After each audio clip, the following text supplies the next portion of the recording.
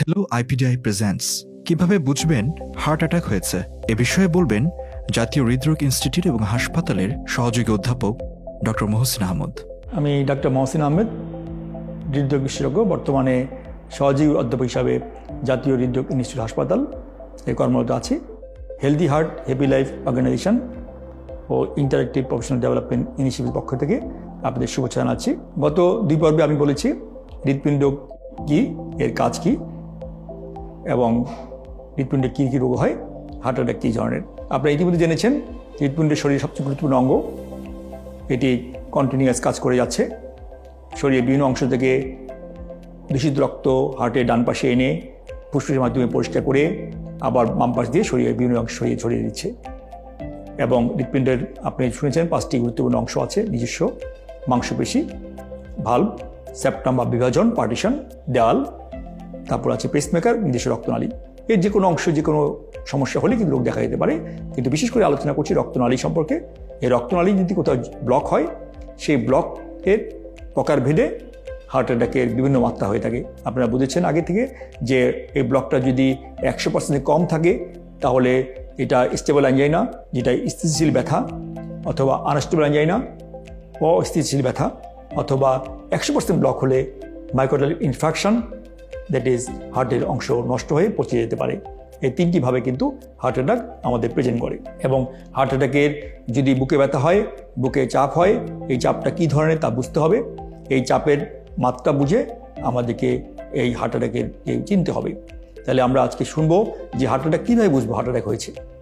এটা আমাদের চিকিৎসকবৃন্দ, যারা আমাদের ছোটো ভাইরা আছে চিকিৎসকবৃন্দ, এবং সাধারণ মানুষ, তাদের যারা এই নিয়মিত তাদের আত্মীয় স্বজন, বয়োজ্যেষ্ঠ ভাই, বাবা মা এবং নিজে যদি কারো কোনো হার্ট অ্যাটাক হয়ে থাকে তাকে বুঝতে হবে। কারণ হার্ট অ্যাটাকের সময় থাকবে 10 মিনিট। 10 মিনিটের মধ্যে যদি হার্ট অ্যাটাকে রক্তনালী ব্লক হয়ে যায়, তাকে হাসপাতালে না নিতে পারে, তাহলে কিন্তু তার বড় একটা ক্ষতি হয়ে যাবে।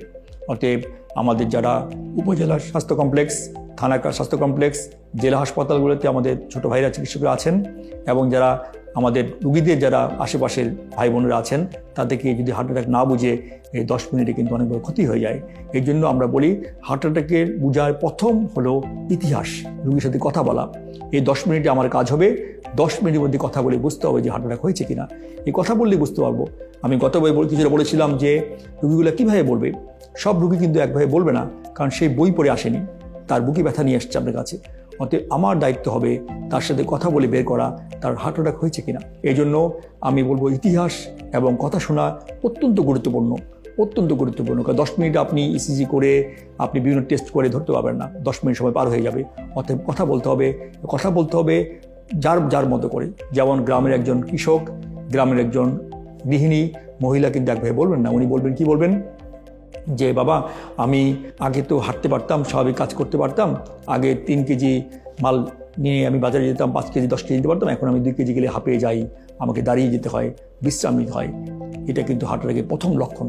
কারণ আরেকটা রোগী বলে না আমার এখানে ব্যথা হচ্ছে, এখানে ব্যথা হচ্ছে, হাঁটলে ব্যথা, শুইলে ব্যথা, আমাকে চিনচিন করে, একটা আঙ্গুল দিয়ে ব্যথা দেখায়, সেটা কিন্তু হার্ট অ্যাটাকের ব্যথা হবে না।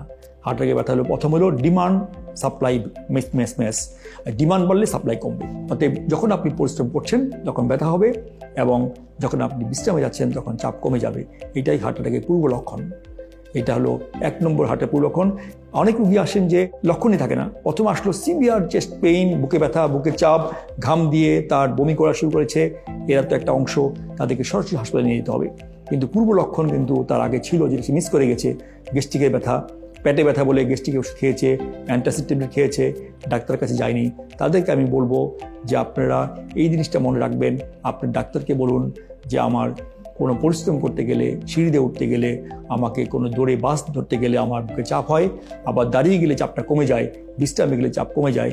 এটা আপনার ডাক্তারকে আপনি এনশিওর করুন। তবে ডায়াবেটিস রোগীদের ক্ষেত্রে কিন্তু পেইন সেন্সেশন কমে যায়, তারা ইতিহাস দিতে পারে না।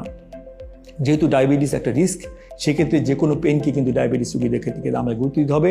সেক্ষেত্রে পেনের ক্ষেত্রে কিন্তু আমরা রোগীকে হাসপাতালে ভর্তি করে আমাদের খুব দ্রুত চিকিৎসা নিতে হবে। ইতিহাস নেওয়ার পরে আমরা কি করব? আমরা সিম্পল একটা টেস্ট, ইসিজি টেস্ট করব। ইসিজি আমাদের রোগীদের জন্য অত্যন্ত গুরুত্বপূর্ণ টেস্ট, কিন্তু আমরা যারা হৃদরোগ বিশেষজ্ঞ তাদের কাছে ইসিজি খুব একটা গুরুত্বপূর্ণ নয়। কারণ ইসিজি যদি স্বাভাবিক থাকে তাও হার্ট অ্যাটাক করতে পারে। সেক্ষেত্রে আমাদের কাছে আমরা ইসিজি তারপর করাবো, করে দেখব যে হার্টের 3 নম্বর যেটা বললাম আমরা, 3 নম্বর হলো myocardial infraction, severe heart attack, যেখানে রক্তনালী 100% ব্লক হয়ে গেছে। সেই ক্ষেত্রেই সাধারণত ইসিজিতে একটা চেঞ্জ আসে। সেই চেঞ্জ দেখে আমাদের ডাক্তার সাহেবেরা অনেক ইঞ্জেকশন পুশ করেন। কিন্তু প্রথম এবং দ্বিতীয় ক্ষেত্রে যেটা বললাম, স্টেবল অ্যাঞ্জাইনা এবং আনস্টেবল অ্যাঞ্জাইনা, এই ক্ষেত্রে অধিকাংশ ক্ষেত্রেই ইসিজি স্বাভাবিক নর্মাল থাকে। সেক্ষেত্রে ইসিজি দিয়ে আমাদের হার্ট অ্যাটাকের পূর্ব লক্ষণ বোঝা উপায় থাকে না। তৃতীয় নম্বর টেস্ট হলো আমাদের ইকোকার্ডিওগ্রাফি। আপনারা সবাই শুনে যাচ্ছেন ইকোকার্ডিওগ্রাফি। ইকোকার্ডিওগ্রাফি হার্ট অ্যাটাকের পূর্ব লক্ষণ হিসেবে নর্মাল থাকতে পারে। ইকোকার্ডিওগ্রাফি কখন অ্যাবনর্মাল হয়? হার্ট অ্যাটাক হয়ে গেলে হার্টের মাসল যদি নষ্ট হয়ে যায় তখন আমরা ইকোতে পাই।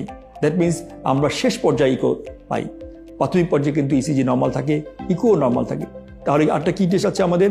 আমরা যখন রুগীকে হাসপাতালে ভর্তি করাই বুকে ব্যথা নিয়ে, তখন আমরা একটা ব্লাড টেস্ট করাই। এটা সবাই জানা উচিত। টেস্টের নাম কি? Troponin I. এই ট্রপোনিন আইটা সাধারণত অনেক সময় হার্ট অ্যাটাক হয়ে গেলে এই এনজাইমটা ব্লাডে চলে আসে। ব্লাডে আসতে 4 থেকে 6 ঘন্টা সময় লাগে। এই 4 থেকে 6 ঘন্টার সময় আগে এই সময় ট্রপোনিনটা বেড়ে যায়। ট্রপোনিন যদি ব্লাডে বেড়ে যায়, বুঝতে হবে তার হার্ট অ্যাটাক হয়েছে। সে মাসল ড্যামেজ হয়ে গেলে মাসল থেকে এই এনজাইম রিলিজ হয়, সেটা ব্লাডে আসে, তখন আমরা বলি হার্ট অ্যাটাক হয়েছে। তাহলে দেখুন, ইসিজি, ইকো, ট্রপোনিন আই, এটা কিন্তু 4 থেকে 6 ঘন্টা লেগে যাচ্ছে ডায়াগনোস করতে। সেক্ষেত্রে আমি বলবো 10 মিনিটের মধ্যে আপনাকে ইতিহাস দিয়ে বুঝতে হবে। আমাদের কাছে, আমরা যারা হৃদরোগ বিশেষজ্ঞ, তাদের কাছে সবচেয়ে গুরুত্বপূর্ণ টেস্ট হলো ইটিটি, যেটাকে বলি আমরা এক্সারসাইজ টলারেন্স টেস্ট। আরেকটা টেস্টের নাম হলো ট্রেডমিল টেস্ট। একই কথা, যে রুগীদেরকে আমরা কি করি, আমরা একটা সাইকেলে উঠিয়ে ওনাকে আমরা দৌড়াতে বলি, এটা ট্রেডমিলে দৌড়াই, এই জন্য নাম হলো ট্রেডমিল টেস্ট। এই ট্রেডমিল টেস্টের সাথে কী থাকে, রুগীর গায়ে ইসিজি লিড লাগানো থাকে। সেই ইসিজিতে তার হার্টে চেঞ্জ আসে। উদ্দেশ্য কি? একটাই, আমি যে বললাম, ইতিহাসের উদ্দেশ্য, যে আপনি দৌড়ান, আপনি পরিশ্রম করুন, আপনি ডিমান্ড বাড়িয়ে দিন। ডিমান্ড বাড়িয়ে আপনি হার্ট রেট 120 উঠিয়ে দিন। এই ডিমান্ড বাড়ানো অবস্থায় ইসিজি হচ্ছে, সেটা কিন্তু আমাদের জন্য খুব গুরুত্বপূর্ণ টেস্ট। তাহলে আমি বলবো, যদি আপনার বুকে চাপ হয়, এই চাপটা চলে যায়, মাঝে মাঝে আসে, সেক্ষেত্রে আপনার জন্য গুরুত্বপূর্ণ হলো ট্রেডমিল টেস্ট। এক কথা যদি বলি, এক্সারসাইজ টলারেন্স টেস্ট, সেটা আমাদের অত্যন্ত গুরুত্বপূর্ণ। এটা হলো যে তাকে ট্রেডমিলে দৌড়াতে হবে, দৌড়ানোর পরে হার্ট রেট বাড়াতে হবে, 120-এর উপর বাড়বে। বাড়ার পর যদি ইসিজি চেঞ্জ আসে অথবা বুকে চাপ হয়, আমরা ধরে নেব 70 থেকে 80 ক্ষেত্রে সেটা হলো তার হার্টে তার ব্লক আছে।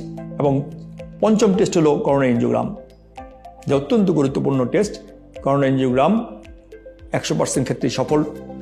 এটা একটা, আমি বলবো, এটা একটা বিজ্ঞানের একটা চরম একটা আবিষ্কার, যে এটা দিয়ে হার্টে ব্লক ক্লিয়ারলি বোঝা যায় যে হার্টে কোনো ব্লক হয়েছে কিনা, কত % ব্লক আছে। এবং এইটা খুব সহজ টেস্ট।